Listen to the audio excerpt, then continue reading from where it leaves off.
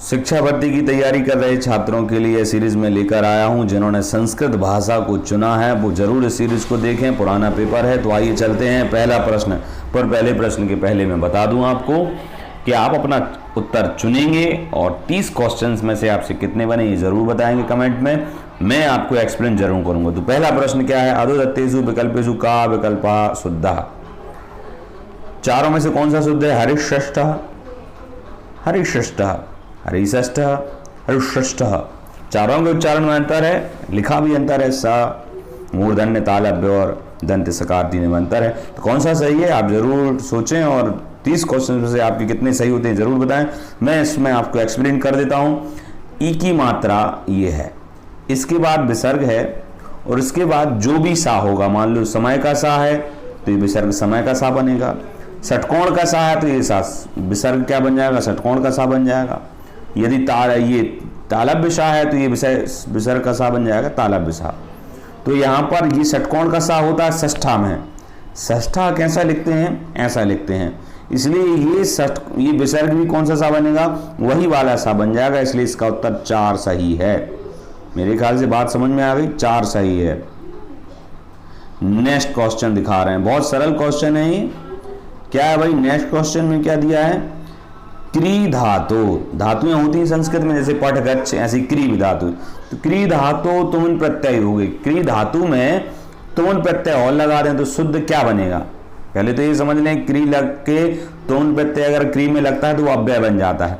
तो ये चारों में से कौन सा रूप सही बनेगा? कर्तुम, कृतुम, कर्तुम या कर्तुम, चारों में से कौन सा सही है आप जरूर बताइएगा।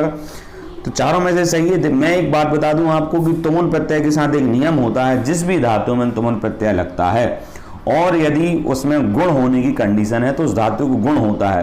तो क्री धातु का गुण होगा तो बनेगा क्री का बराबर हो जाएगा कर। क्या हो जाएगा? कर। अब कर में तुमुन का तुम और जुड़ेगा, तुमुन में से उन ये गायब हो जाता, केवल तुम बचता है। अब कर धन तुम आप जोड़ो टोटल इसको तो क्या होगा? कहाँ लिखा है कर तुम? ये तो हट ही गया क्योंकि का यहाँ पर बिना मात्रा के इनमें मात्रा लगी और इसमें भी लगी, इसलिए दो हट गए। अब यहाँ पर रहा आधा है और यहाँ पर रहा पूरा है, इसलिए ये भी हट गया। कर तुम ये सही हुआ। सीधी सीधी सी बात आपको याद रखना है, तुमुन प्रत्यय लग के गुण होगा धातु के लिए। मान लो क्री है तो कर तुम, धातु मान लो हिरी है तो क्या बनेगा? कमेंट बॉक्स में बताएं क्या बनेगा। ठीक है, जी धातु है तो जितम बनेगा। नेक्स्ट क्वेश्चन देख रहे हैं, वाक धनमयम इत्यस्य शुद्ध संयोजनम। ये संधि पूछी यहाँ पर, शुद्ध संयोजन क्या है? पहले तो वाक मतलब क्या होता है ये ध्यान करिए आप। वाकमयम नहीं पता हो तो कमेंट बॉक्स में पूछ लीजिएगा। तो वाकमयम इसका संधि क्या होगा? तो आपको पता होना चाहिए, जब प्लस के बाद 5वां अक्षर हो। 5 वर्ग होते हैं, का ख ग ग कुछ उटू तुबू कवर्ग चवर्ग पवर्ग टवर्ग आदि। तो उनमें प्रत्येक वर्ग का आदि पंचम अक्षर है। तो दूसरे शब्द के इस तरफ यदि 5th अक्षर है, 5वां अक्षर है, तो प्लस के इस तरफ वाले शब्द को भी 5वां बना देगा। ये नियम है। स्पष्ट हुई मेरी बात? तो यहाँ पर ये 5वां अक्षर है माँ, तो इस प्लस के इस तरफ वाला का भी किस में बदल जाएगा? 5 में। 5 मतलब कवर्ग का 5वां कौन सा है? का खा गा घा इंगा। तो ये का किस में बदलेगा? इंगा में। अब देखो इंगा कहाँ है? इसमें नहीं है, इसमें नहीं है, इसमें है। तो ये इंगा बदल गया और जोड़ दिया, बांगमयम शब्द बन गया। बांगमय मतलब एक तरह से साहित्य होता है, वाणी। स्पष्ट हुआ? ओके, नेक्स्ट क्वेश्चन देख रहे हैं, महाभारत कति श्लोका सन्ति। महाभारत का एक नाम और है लक्षात्मक श्लोकात्मका महाभारत। जय भारत कम थी फिर महाभारत हुई। तो महाभारत में 1 लाख श्लोक हैं, इसलिए ये तो सरल क्वेश्चन था। नेक्स्ट क्वेश्चन हम देख रहे हैं, यहाँ पर नेक्स्ट क्वेश्चन में इन्होंने पैराग्राफ दे दिया है। तो पैराग्राफ में हम देखेंगे क्या दिया है भाई। व्यास मुनि नाम सुना है, वही महाभारत के लेखक। श्रीमन्नारायण से अंशेन अवतारत।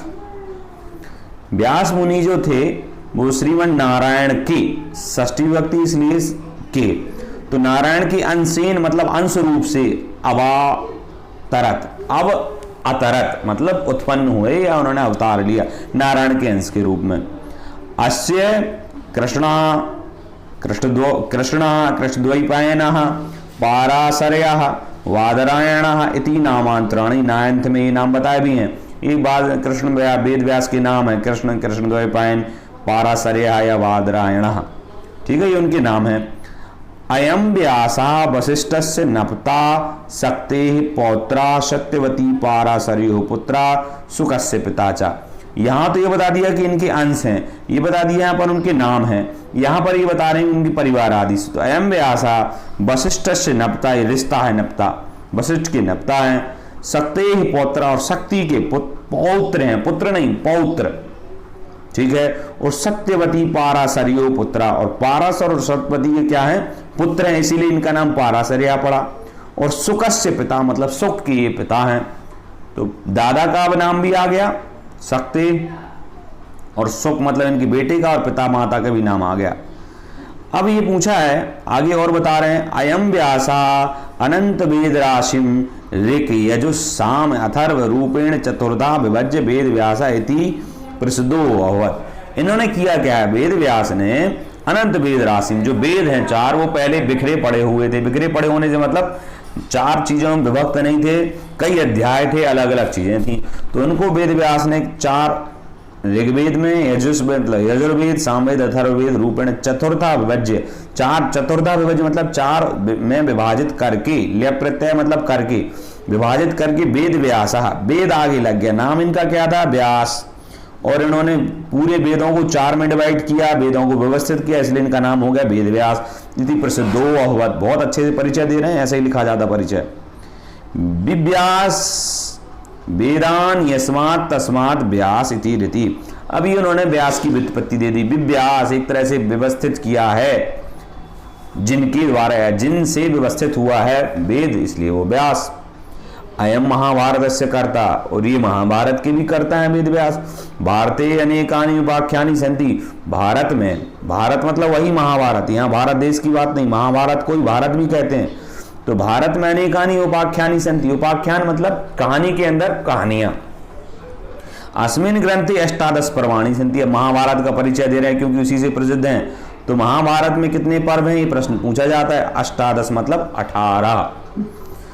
और क्या लिख रहे हैं फिर, चतुर्णाम वेदानाम सारा महाभारते भारते वर्तते, चारों वेदों का सार कहाँ पर है, भारते मतलब महाभारत में है।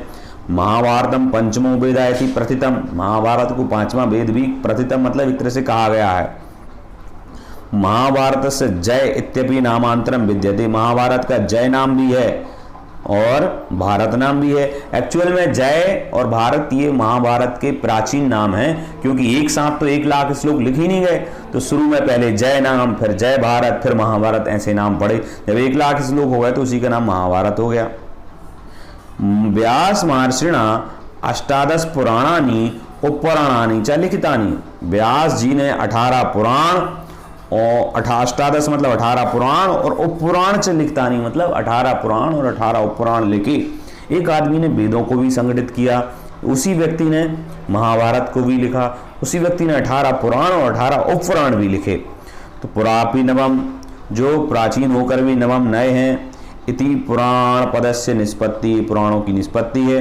पुराणेषु, जो 18 पुराण है, उन पुराणों मतलब सप्तमी विभक्ति बहुवचन, पुराणों में भागवत पुराणम अत्यंतम उत्कृष्टम भवति, तो सभी पुराणों में भागवत पुराण अत्यंत उत्कृष्ट है। ब्रह्मसूत्राणि महाभारतम पुराणानि च रचित्वा अपि वेदव्यासा, इसको फिर से देखेंगे, ब्रह्मसूत्राणि मतलब ब्रह्मसूत्र सूत्र हैं, महाभारतम पुराणानि महाभारत को, पुराणानि पुराण को, रचित्वा मतलब रचना करके, अपि वेदव्यासा मतलब ब्रह्मसूत्र महाभारत पुराण आदि की रचना करके, रचित्वा कित्वा प्रत्यय मतलब रचना करके, अपि मतलब भी, वेदव्यासा मन शांति न लभत, वेदव्यास के मन में शांति नहीं हुई। ठीक है, यहाँ पर इस सा था, मनस ऐसा लिखते हैं, एक्चुअल में मन और समय का सा होता है, मनस संस्कृत का, परंतु शक्कर का सा है ना, अभी थोड़ी देर पहले बताया था कि जो वाला सा उस तरफ होगा वही सा बन जाएगा, इसलिए यहाँ मनस शांति में ये सा भी वही बन गया। तो वेद व्यास को इतना सारा लिखने के बाद मन में शांति ना धन अलवत, दीर्घ संधि, ना धन अलवत नहीं हुई, अलवत मतलब प्राप्त हुई, और ना मतलब नहीं तो प्राप्त नहीं हुई। अतः नारदोपदेशेन, नारद के उपदेश से, भागवता नाम कृष्ण चरितम विलिख्य शांतिम अभजत, नारद के उपदेश से भागवत नाम का कृष्ण चरित्र, भागवत एक पुरानी है, कृष्ण का चरित्र लिख करके शांति अवजत, शांति को प्राप्त किया उन्होंने। आषाढ़ मासस्य पूर्णिमा दिनम गुरु पूर्णिमा अथवा व्यास पूर्णिमा इति जना समाचरन्ति। आषाढ़ मास के पूर्णिमा कब बह रहे हैं? आषाढ़ एक महीना होता है, तो उसमें पूर्णिमा के दिन अर्थात वो क्या कहलाती, गुरु पूर्णिमा अथवा व्यास पूर्णिमा भी ऐसा लोग मानते हैं। तद्दिने व्यासस्य आराधना कुर्वन्ति सा श्रेष्ठ आचार्य वर्तते। उस दिन व्यास की आराधना होती क्योंकि वो श्रेष्ठ आचार्य हैं। ठीक है, महाभारत से ये इतनी बात हो गई, व्यास का परिचय हो गया। महाभारत से नामांतरम किम अस्ति, महाभारत का नाम क्या है भाई? तो ये सबको पता है, जय भारत और महाभारत। नेक्स्ट क्वेश्चन, अब इन्होंने श्लोक बदल दिए हैं, ऐसा नहीं है, उससे संबंधित प्रश्न भी पूछे जाएंगे, बस थोड़ा क्रम बदलने के लिए, जिससे कॉपी ना हो, नकल ना हो, पेपर बनाने वाले उसको अलग अलग डाल देते हैं। तो इसको भी पढ़ेंगे। क्या लिख रहे हैं भाई? ईशाम न विद्या, 9th का श्लोक लग रहा है मुझे, 9th या 10th में है ये। ईशाम न विद्या न तपो न दानम, जिनके ईशाम में षष्ठी विभक्ति, तो ईशाम जिनकी न विद्या होती है, न तप होता है, न दान होता है, न सील होता है, न गुण होता है, न धर्म, कुछ नहीं होता है ये सारी चीजें। तो ये मर्त्यलोक, वो इस मर्त्यलोक में मतलब इस मृत्यु लोक में, भूमि मतलब धरती पर, भूमि मतलब भूमि, यहाँ सप्तमी विभक्ति है इसमें, तो भूमि पर भार भूता, भार के समान है भाई, वो वजन पड़े हैं। और मनुष्य के रूप में मृगास चलंती, यहाँ पर मृगा मतलब पशु है, तो मनुष्य के रूप में पशु भ्रमण करते हैं। वो मनुष्य भले ही पर पशु के समान हैं, जिनके ना तो ज्ञान है, ना तप है, ना दान है, ना सील है, ना ज्ञान है, ना गुण है, ना धर्म, कुछ नहीं है। ठीक है, अब दूसरा श्लोक देख रहे हैं। माता मित्रम पिता चेति स्वभावात् तृतीयम हितम कार्य कारण तह चान्ये भवन्ति हित बुद्ध्या। ये भी अच्छा श्लोक है, सुभाषित लिए गए हैं। तो माता मित्रम पिता च इति, माता मित्र है, पिता च इति, स्वभावात् तृतीयम, तो ये 3 नाम है। कौन कौन से? माता मित्र पिता, चेती अंत में लग गया, इति मतलब ये, तो ये 3 माता मित्र और पिता, ये 3 लोग स्वभावात, स्वभाव से ही, तृतीयम हितम, ये तीनों के 3 जो है ना हित करने वाले होते हैं, हित को धारण करते हैं। ठीक है ना, कौन? माता पिता और पुत्र मित्र। कार्य कारणतः च अन्ये भवन्ति हित बुद्ध्या, कार्य कारणतः च अन्य, कार्य कारण से और अन्य से भी। यहाँ क्या मतलब, ये लाइन थोड़ी मुझे लगता है सभी को समझ में नहीं आएगी, इसको थोड़ा समझें। जैसे कार्य कारण, जैसे बीज बोएंगे तो फल होगा, पेड़ उगेगा, बीज बोना कार्य हुआ और कार्य किया तो फल होगा। जैसे आपने कार्य किया, भोजन किया, तो आपकी भूख मिट गई, ये कारण, भूख लगना कारण था, और आपने भोजन किया तो ये कार्य हो गया। ठीक है ना, तो ये कार्य कारण, वो बीज वाला उदाहरण सेट नहीं हुआ। ये है कि आप, कारण था आपको भूख लगी, तो आपने कार्य क्या किया? खाना खाया, तो भूख मिट गई। तो कार्य कारण से ऐसा माना जाता है कि कार्य कारण एक साथ रहते हैं, और कार्य कारण से ही कार्य होता है। न्याय शास्त्र में प्रसिद्ध है, कारण नहीं है तो कार्य नहीं होगा। ठीक है, भूख नहीं है तो आप भोजन नहीं करेंगे, ऐसा माना जाएगा। तो कार्य कारण तह च अन्य, अन्य प्रकार से, मतलब कार्य कारण से भी और अन्य मतलब बिना कारण के भी कार्य करते हैं। कौन? भवन्ति हित बुद्ध्या, ये तीनों लोग, माता मित्र और पिता, ये तीनों लोग कारण हो चाहे नहीं हो, पर अपने लिए, बच्चे के लिए या अपने मित्र के लिए हित बुद्धि वाले होते हैं और कार्य करते हैं। मतलब न्याय का एक सिस्टम है कि कारण से ही कार्य होता है, बिना कारण के कोई कारण नहीं होता। परंतु यहाँ एक तरह से सिस्टम में बता दिया कि ये लोग तो हैं बिना कारण के भी कर देते हैं, ये यहाँ पर बात की गई है। अब देखते हैं क्या मामला है। प्रश्न, तपः अस्य अयम लिंगः, तपः इसका लिंग क्या है तो सबको पता है, इसलिए इसमें बताने की जरूरत नहीं है। आप लोगों ने मेरे ख्याल से क्या सोचा था, तपा में लिंग, तपः तपसी तपांसी ऐसे इसके रूप चलते हैं, नपुंसक लिंग ये उसमें। नेक्स्ट, अब फिर से श्लोक दे दिए, इस श्लोक फिर से हमें मिलेंगे 30 क्वेश्चंस में धीरे धीरे चलने वाले हैं। तो क्या लिखा है भाई, आदित्य चंद्रावनिलो अनल, आदित्य चंद्रावनिलो अनल चंद्योर्भूमिरापो हृदयम यमश्च अहश्च रात्रिश्चोवे च संधे धर्मापि जानाति नरस्य वृत्तम। क्या लिखा, आदित्य चंद्रावनिलो नलश्च चंद्रभूमिरापो हृदयम यमश्च अहश्च रात्रिश्चोवे च संधे धर्मापि जानाति नरस्य वृत्तम। आदित्य देवता का नाम है, सूर्य को भी कहा गया है। तो आदित्य, चंद्र, चंद्रमा, अनिल मतलब वायु, अनल मतलब अग्नि। ये सब विच्छेद करेंगे तो हो जाएगा। आपको पढ़ना है ठीक से ना साइकोलॉजी और संस्कृत, तो इसको सब्सक्राइब करो और 2-4 लोगों को बोलो भी, क्योंकि मैं आपके लिए मेहनत कर रहा हूं तो आप भी मेरे लिए करिए थोड़ा, ठीक है। तो आदित्य चंद्रावनिलो अनलश्च, आदित्य मतलब चंद्र सूरज, चंद्र मतलब चंद्रमा, और अनिल मतलब वायु, और अनल मतलब अग्नि, और अनलश्च द्वयोर भूमि रापौ, द्वयु मतलब दोनों, भूमि और आप मतलब जल। अब यहाँ द्वयो, दो मतलब दोनों, कौन कौन, भूमि और जल, हृदय और यम, यम का भी बोल दिया। आश्च रात्रिश्च उभे, दिन, आह मतलब होता है दिन, और रात्रि मतलब रात्रि, उभे मतलब दोनों, संध्ये दोनों संध्याएं, सुबह और शाम, सब गिन लो इसमें। धर्मापि जानाति नरस्य वृत्तम, और धर्मा और धर्म, जानाति मतलब जानता है, नरस्य वृत्तम व्यक्ति का, नरस्य मतलब मनुष्य का, व्रत मतलब आचरण या चरित्र, ये लोग ही जानते हैं भाई, बस ये कहा इन्होंने। अब इसमें कुछ समझने लायक नहीं है, ये सारे कर्ता के रूप में बता दिए हैं, ठीक है। और ये यहाँ पर जानाति क्रिया है, किसको जानते हैं, नरस्य वृत्तम मतलब मनुष्य के चरित्र को, ठीक है। अब दूसरा श्लोक भी देखते हैं। पूर्व जन्म कृतम कर्म तद्दैवमिति कथ्यते तस्मात् पुरुषकारेण यत्नं कुर्याद तन्द्रिता। पूर्व जन्म कृतम कर्म, अगर पूर्व जन्म में आपने जो कर्म किए हैं, तद्दैवमिति कथ्यते, उन्हीं को दैवम, यहाँ पर दैवम मतलब देव नहीं है, देव में होता है एक मात्रा, और यहाँ पर डबल लगी, इसका मतलब दैव मतलब भाग्य। तो पूर्व जन्म के किए गए कार्य को ही दैवमति कथ्यते, भाग्य ऐसा कहा जाता है। तस्मात् पुरुषकारेण, इसलिए पुरुषकारेण मतलब वही परिश्रम के द्वारा, परिश्रम से, यत्नम कुर्यात् तदंद्रिता, यत्न को, परिश्रम को कुर्यात् करना चाहिए। अब कुर्यात् में चूंकि ता होता है और हलंत होता है, यहाँ संधि हो गई है तो कुर्यात् बन गया, और अतंद्रिता का आ इसमें मिल गया। अतंद्रित मतलब बिना नींद आलस आदि के, कुर्यात् मतलब करना चाहिए, इसकी संधि विच्छेद करोगे तो हो जाएगा कुर्यात्, धन फिर निकलेगा अतंद्रिता। तो बिना आलस आदि के हमें क्या करना चाहिए, यत्न करना चाहिए। कैसे, पुरुषार्थ से यत्न को करना चाहिए। ये श्लोक हो गया। अब हम प्रश्न देखते हैं।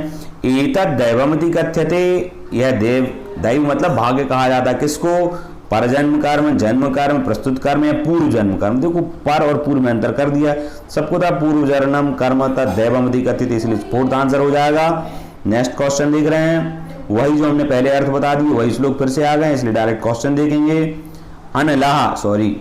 अनल मतलब क्या है, जलस्य कृति, सॉरी ये क्वेश्चन है, जलस्य कृति इदम पदम प्रयुक्तम, जल के लिए क्या प्रयुक्त किया गया। तो मैंने बताया था जल के लिए, देखो अनल किसके लिए था, अनल मतलब थी अग्नि, आहा मतलब था दिन, और अनिल मतलब था वायु, और आपा मतलब था क्या, जल।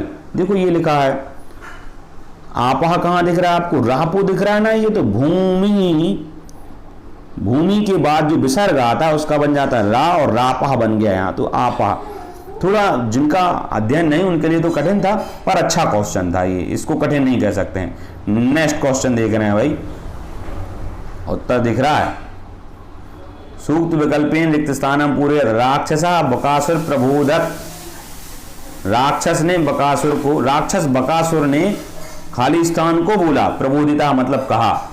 तो ये राक्षस वाली बात एक्चुअल में बकासुर, और ये कहानी आपको विक्रमोर्वशीयम कालिदास की एक सार में पढ़ोगे तो उसमें ये क्वेश्चन बन जाएगा। राक्षस बकासुर ने प्रबोधत मतलब कहा, प्रबोधत में द्वितीया होनी चाहिए, और उन्होंने कितनी दी है, तृतीया। विक्रमादित्य, प्रबोधत कहने के अर्थ में तो इन्होंने तृतीया का यूज किया है, ये मुझे खुद स्पष्ट नहीं हो रहा है, क्योंकि कथन धातु के अर्थ में द्वितीया का अर्थ होता है, और यहाँ तृतीया लिया है, तो ये मान के चलो। फिर भी विक्रमादित्य ने आप याद रखिएगा, मेरे हिसाब से तृतीय। फिर से वही श्लोक आ गए हैं आदित्य चंद्रा वाले, देखो वही श्लोक हैं, तो क्वेश्चन पढ़ेंगे सीधा। एतद नरवृत्तम जानाति, यह लोग नरवृत्त जानते हैं, नरस्य वृत्तम जानाति, ये सारे लोग नरवृत्त को जानते। तो आपको क्वेश्चन में सुनना है, जीव का नाम आया क्या इसमें, नहीं आया। जन्म का नाम आया, नहीं आया। इंद्र का नाम आया, इसमें नहीं आया। हृदय का नाम आया, बिल्कुल आया है, ये लिखा हृदय, ठीक है, तो इसलिए इसका उत्तर हो जाएगा हृदय। अब ये शाम विद्यानाथ अपूर्णदानम, ये श्लोक हम पढ़ चुके हैं, इसलिए डायरेक्ट क्वेश्चन देखेंगे। स्वभावात, स्वभाव से ही ये लोग हितैषी होते हैं। स्वभावात तृतीय मतम, स्वभाव से हित करने वाले होते हैं। कौन? माता भाई और पिता, माता मित्र पिता, माता पत्नी पिता, या माता भगनी और पितरा। भाई किसी किसी की पत्नी भी हितकर होती होगी, ऐसी बात नहीं है, पर इस श्लोक में क्या लिया है? इस श्लोक में तीनों नाम लिए हैं इन्होंने, माता मित्र और पिता, पत्नी नहीं लिया। भाई लिखने वाले हैं, डरो मत, क्योंकि हो सकता है उसकी पत्नी ने उसको हित नहीं किया हो, तो लिख दिया भाई, तो माता मित्र पिता, और ज़रूरी नहीं है, मित्र भी तो धोखे दे जाते हैं। ये अपने नहीं पढ़ा ये, चलो ये नया पद्यांश इसको पढ़ते हैं और उत्तर देखेंगे। द्वापर युगांतर शांति कंस जरा संगादि दुष्ट शासनात्। द्वापर युग की बात है और उसके अंत की बात है। कंस और जरासंध दुष्ट शासनाम, कंस और जरासंध ये दुष्ट शासन को अत्याचार से भारत भूमि संत्रस्ता होवत। तो इन दोनों के दुष्ट शासन के अत्याचार से, तृतीय व्यक्ति को अत्याचारों से भारत भूमि जो थी वो संत्रस्ता होवत, बिल्कुल त्रस्त हो गई थी, परेशान हो गई थी। तदा एव अस्य महात्मना अवतार हुआ, तभी इस महात्मा का अवतार हुआ, महापुरुष का अवतार हुआ। क्या नाम? कंसेन स्वपिता उग्रसेन कारागारे निपिक्षता आसीत। कंस के द्वारा, स्वपिता मतलब अपने पिता, उग्रसेन को कारागार में, निपिक्ष मतलब डाल दिया था, आसीत मतलब था, तो कंस ने अपने ही पिता उग्रसेन को कहाँ डाल रखा था? कारागार में। और उसी कंस ने तीन स्वभगिनी देवकी तस्यास भर्ता वसुदेवा, स्वभगिनी अपनी बहन देवकी को और उनके भाई किसको? वसुदेव को भी बंदी गृह मतलब जेल में ही निगृही तो अभवताम डाल दिया था दोनों को। क्या हुआ फिर? ज्योतिर्विदाम मुखात, ज्योतिर्विदाम वही आकाशवाणी कह सकते हो, ज्योतिष वाले या अवधि ज्ञानी, भविष्य की बात जानने वालों से, मतलब ज्योतिर्विदाम मतलब भविष्य की बात जानने वालों को, कि मुखात मतलब मुख से, देवक्या पुत्र त्वाम मारिष्यति, देवकी का पुत्र तुम्हें मारेगा, इति श्रुतवान, ऐसा उसने सुना। किससे सुना? ज्योतिषियों के मुख से। एतत् श्रुत्वा, ऐसा सुनकर के कंस अत्यंतम कुपितः सन, कंस अत्यंत कुपित हो गया, तस्या संतीति जन्मोत्स, और कुपित हो गया तो उसने क्या? तस्या संततिम, उसकी संतति को, किसकी संतति को? देवकी का पुत्र मारेगा तो देवकी की संतति मतलब संतान, तो उसकी संतति को जन्मांतरम एवं अमारयत। तो उसने बोला कि देवकी का पुत्र मारेगा तो वो क्या करता कंस? संतति को मतलब संतान को जन्म के बाद ही अमारयत मतलब मारता था।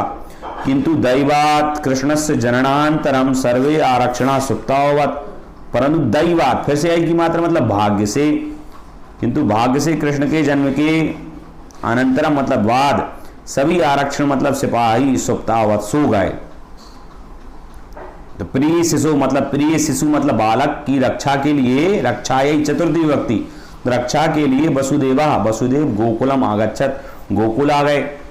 तत्र चा स्वामित्रस्य नंदस्य हस्ते तम समर्प्य, और आ गए और उन्होंने, वसुदेव ने तत्र चा स्वामित्रस्य नंदस्य, अपने मित्र नंद के हाथ में समर्पित कर दिया। किसको समर्पित कर दिया? शिशु को, जिसका जन्म हुआ। ये शिशु की बात है ना, प्रिय शिशु को, शिशु को उन्होंने नंद को समर्पित कर दिया। तत् स्थान, और उसके स्थान पर तस्य पुत्री मानयत, और उसके स्थान पर उसकी पुत्री ले आए। प्रातरेव शिशु रोदनम श्रुत्वा कंस तत्रागच्छत, और सुबह शिशु की रोने की आवाज सुनकर के कंस वहां आ गया। ताम च बालिकाम शिलाय क्षिप्त अमारयत, और उस बालिका को शिला पर मतलब पत्थर पर क्षिप्त मतलब रख करके अमारयत मार दिया।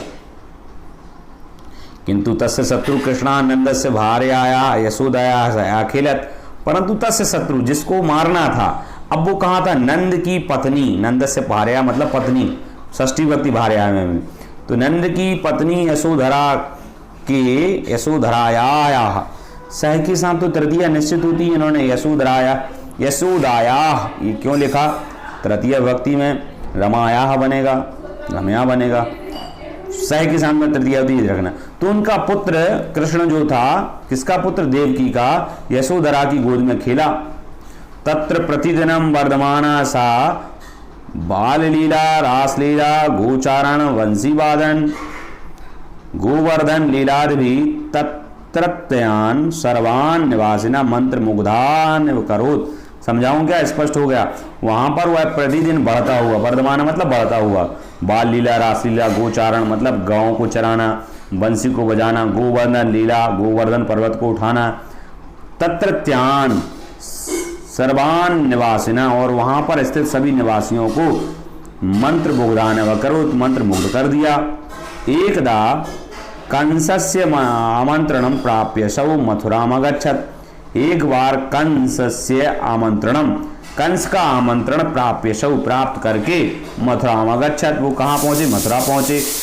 तत्र कंसा अस्य बधाय उदयात उदयता अभवत। तत्र कंसा अस्य बधाय उदयता अभवत। वहां पर कंस ने अस्य बधाय, इसको मानने के लिए उदयता अभवत, उदय हुआ।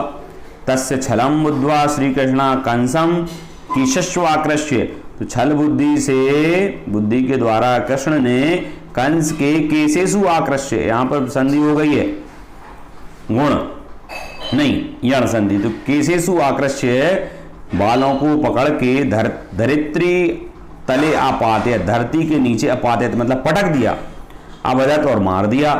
तस्य पितरम उग्रसेन कारागारेन मोचित्वा, और उसके पिता उग्रसेन को कारागार से छुड़ा करके राज सिंहासन पर प्रतिष्ठापित, राज सिंहासन पर बैठा दिया। महाभारत युद्ध में श्री कृष्ण ने सर्वस्व सूत्रधार, युद्ध से सूत्रधार अपि, महाभारत के युद्ध में युद्ध के सूत्रधार कौन थे? श्री कृष्ण थे। सौमित्र से अर्जुन से सारथी हुआ, अपने मित्र अर्जुन के सारथी भी हुए। यदाचार्जुन पूजारहान प्रियांच संबंधना सम्मुखे स्थान दृष्टवा मोहम उपागच्छत।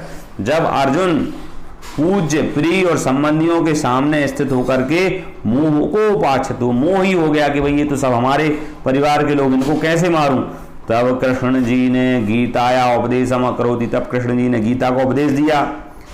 गीता में आत्मना अमरत्वम उपादिष्टम अस्ति, गीता में आत्मा के अमरत्व का उपदेश दिया है। ग्रंथों संसार सर्व प्रसिद्धेषु धर्म ग्रंथेषु परिगण्यते, और यह ग्रंथ संसार के सभी प्रसिद्ध ग्रंथों में गिना जाता है। पश्चात श्री कृष्ण द्वाराया राज सिंहासन अवलत, फिर बाद में श्री कृष्ण द्वाराया ले दी, एक्चुअल में द्वारकाया होना चाहिए, राज सिंहासन अवलत। तो श्री कृष्ण ने द्वारका का राज सिंहासन प्राप्त किया। तत्रैव तस्य बाल्य सखा सुदामा आगच्छत, वहीं पर उनके बचपन के सखा सुदामा भी आ गए। सुदामा लिखा है पर सुदामा पढ़ते हैं, हो सकता है शास्त्रों में सुदामा भी कहीं कहीं मिलता हो। सुदामा आगच्छत श्री कृष्ण सौमित्रम रिद्धि सिद्धि समन्वितम अकरो, श्री कृष्ण ने अपने मित्र को रिद्धि सिद्धि से समन्वित कर दिया।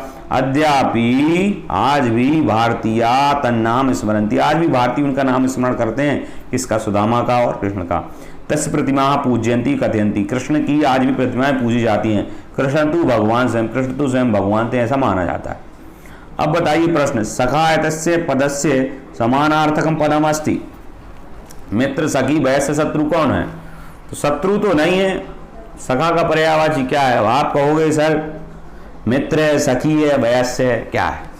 सब लग रहे हैं। देखो सखा शब्द पुल्लिंग का है और मित्र मतलब दोस्त नहीं होता, मित्र मतलब देवता है। मित्र एक देवता है, आदित्य भी बोलते हैं उसको, सूर्य को भी मित्र बोलते हैं। तो मित्रम होता, अगर यहाँ पे विसर्ग की जगह क्या होता? माँ होता, तो मित्रम मतलब दोस्त होता है। पर मित्र मतलब विसर्ग के अंतर से भी गड़बड़ हो जाता है। मित्र मतलब सूर्य देवता और मित्र मतलब मित्र, तो ये तो ऑप्शन गया, ये नहीं होगा। सखी मतलब स्त्रीलिंग, सहेली होगा, सखी का मतलब सहेला नहीं होगा। शत्रु भी नहीं होगा तो बच्चा वैश्या, वैश्या मतलब भी मित्र होता है। और ये पुल्लिंग का है, ये सहेला नहीं है, सहेली है, इसलिए गड़बड़ हो जाएगा। इसलिए इसकी जोड़ी बनेगी वैश्या से। तो ज़्यादा क्या? नेक्स्ट क्वेश्चन, इचु यशानाम, एक्चुअली ये सूत्र उच्चारण स्थानों का, आप मेरी ट्रिक देखिएगा, उसमें जरूर आपको याद होगा, आज डिस्क्रिप्शन में डाल दूंगा मैं। तो इचु यशानाम ये सूत्र है, मतलब ई और चु मतलब चवर्ग पूरा, ऐसे किससे बोला जाता है? कंठ से, कंठ तालु से, या तालु से, या दांत से। तालु से बोला जाता है। जब भी आप चा बोलेंगे आपकी जीभ ऊपर जाके दांतों के ऊपर लगेगी चा। इचु यशानाम तालु, ये हमने पढ़ ही लिया है ये पूरा पैराग्राफ। इसके प्रश्न देखेंगे सीधा। क्या दे रहे हैं भाई प्रश्न में? प्रतिदिनम इत्यस्य समासा अस्ति, प्रतिदिन में समास कौन सा है? तत्पुरुष, अव्ययी भाव कर्मधारा हेतु सबको पता है, प्रतिदिनम मतलब अब दिनम दिनम प्रति। बाघ देवता इत्य से शुद्ध संयोजनम, अभी बांग्मय आया था, बाघ देवता आ गया।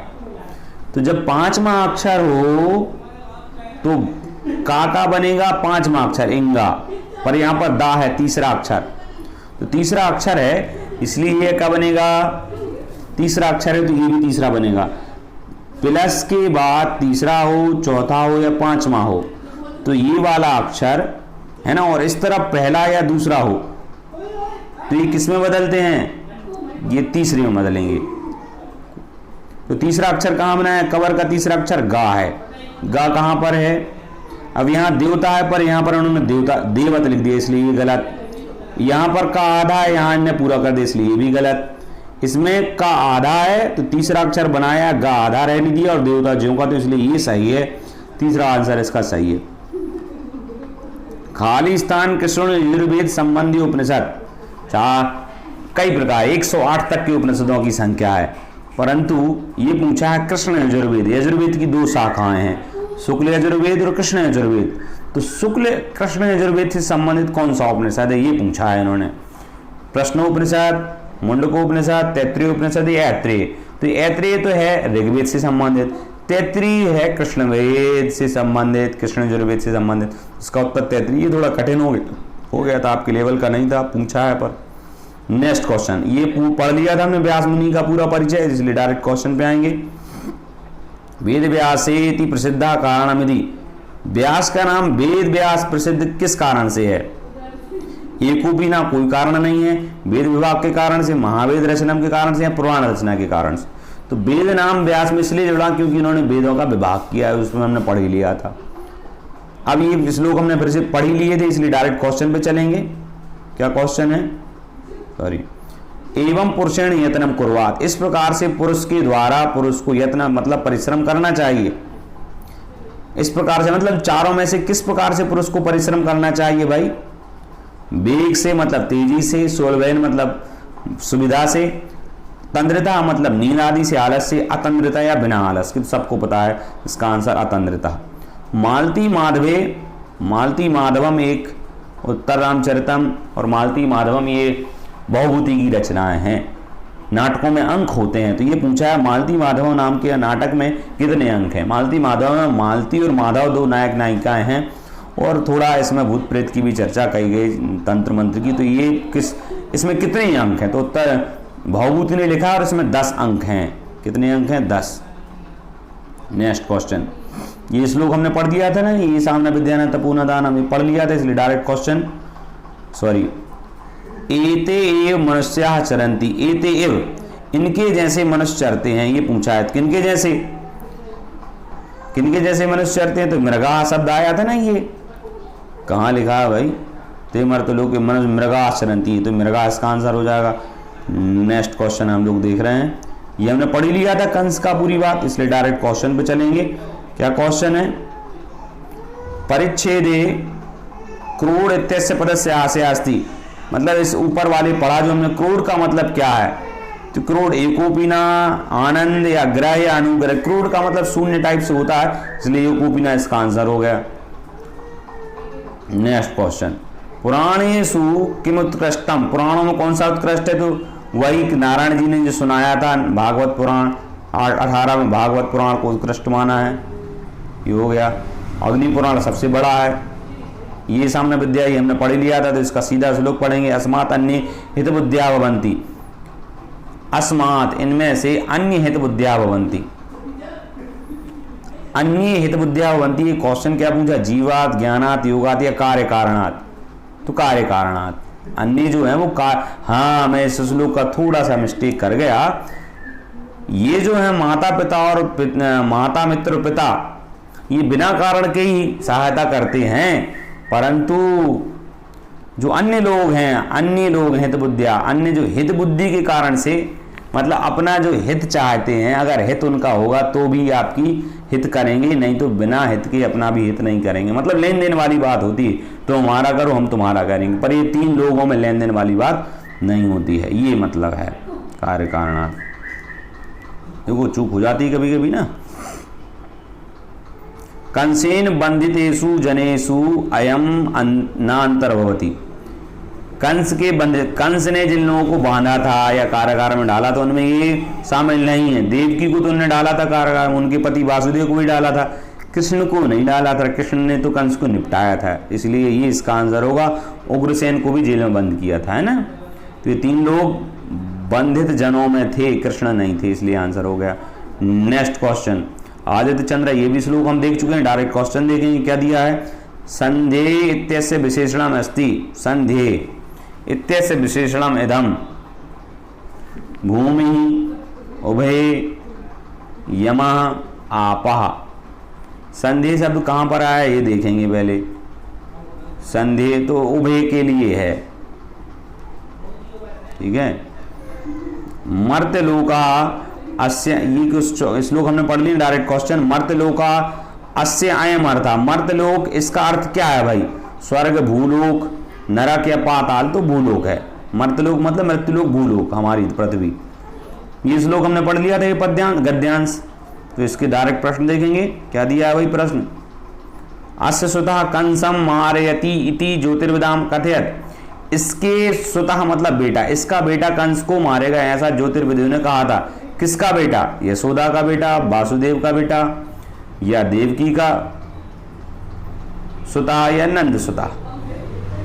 अब आपके लिए कंफ्यूजन, अगर आप भाषा से परिचित नहीं है, इनके बेटे कंस को मारेंगे तो यशोदा का तो बेटे कृष्ण जी नहीं थे, कृष्ण जी को मारना था, पर वो वसुदेव के ही पुत्र थे और देवकी के भी पुत्र थे, दोनों पिता माता पिता थे उनके, तो नंद भी बैठा दो। तो इन 2 में से आप आंसर सही कौन सा करेंगे भाई। तो यहाँ अस्या मतलब स्त्रीलिंग का अस्या है, अस्य नहीं है, अस्य नहीं है, अस्य मतलब पुल्लिंग, इस इनकी, और अस्या मतलब इसकी, अस्या शब्द मतलब स्त्रीलिंग का है, इसलिए स्त्रीलिंग में ही आंसर होगा। स्त्रीलिंग में आंसर होगा तो देवकी इसका आंसर होगा। अगर ये अस्या की जगह अस्य होता तो फिर वसुदेव आंसर होता, ठीक है। नेक्स्ट क्वेश्चन देख रहे हैं, ये हमने व्यास मुनि का परिचय पढ़ लिया, डायरेक्ट क्वेश्चन पे आएंगे। क्या लिखा है, व्यास से पितरौ आस्ताम, ये तो इसका व्यास के पिता कौन कौन थे, तो सत्यवती भीष्मऊ, सत्यवती सत्यवंतऊ, सत्यवती युधिष्ठिरऊ, या सत्यवती पाराशरऊ। सबको पता सत्यवती पाराशर इनके पुत्र थे, ठीक है। सीता परित्याग रघुवंश से कस्मिन सर्ग वर्णता, सीता का परित्याग रघुवंश के किस सर्ग में है। तो आप याद रखो 14 वर्ष का वनवास था, तो 14वें पर्व में है। सीता का रघुवंश में जो 19 सर्ग हैं, कालिदास की रचना है, उनमें 14वें पर्व में सीता का परित्याग। सीता हरण की बात अलग है, सीता हरण तो बहुत पहले हो गया था, परित्याग की बात है 14वें। परित्याग मतलब रामचंद्र जी ने कब उनको त्याग दिया, वन में छोड़ दिया था। व्यास मुनि वाले पैराग्राफ पढ़ लिया था, इसका अंतिम क्वेश्चन देख रहे हैं क्या है भाई। उपाख्यानम इति पदस्य अस्मिन् अर्थे प्रयुक्तम, उपाख्यान का मतलब कि हमने तभी बताया था कहानी के अंदर की कहानी। तो उपाख्यान मतलब उपकथा होती है, कथा के अंदर कथा, छोटी मोटी कोई कथा, तो उपकथा ही आंसर हो गया।